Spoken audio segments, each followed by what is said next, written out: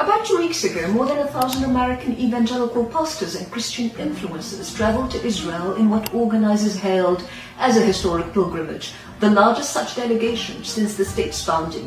Arranged by the Friends of Zion Initiative and blessed by Israel's Ministry of Foreign Affairs, the visit was greeted with presidential ceremony. It was marketed as a spiritual awakening. In reality, it was a political crusade cloaked in the language of revelation.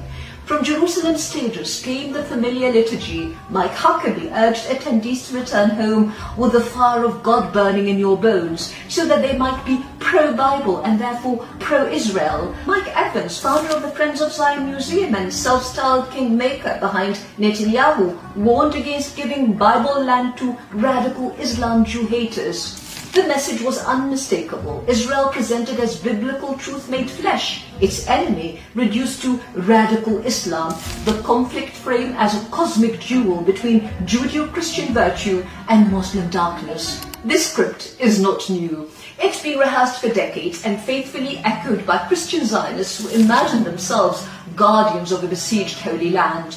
But the entire spectacle rests on a deception that Palestine is a story of Jews versus Muslims, and that Christians, by faith, by identity, by history, naturally belong on Israel's side.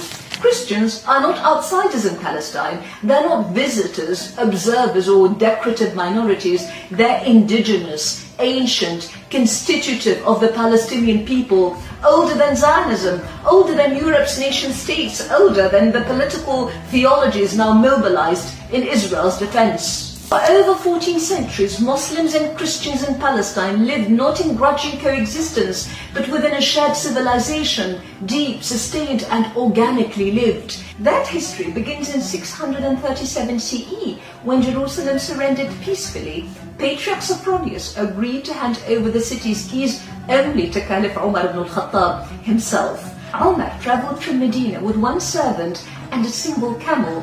They took turns riding it. As they approached Jerusalem, it happened to be the servant's turn to ride, while Umar walked beside him.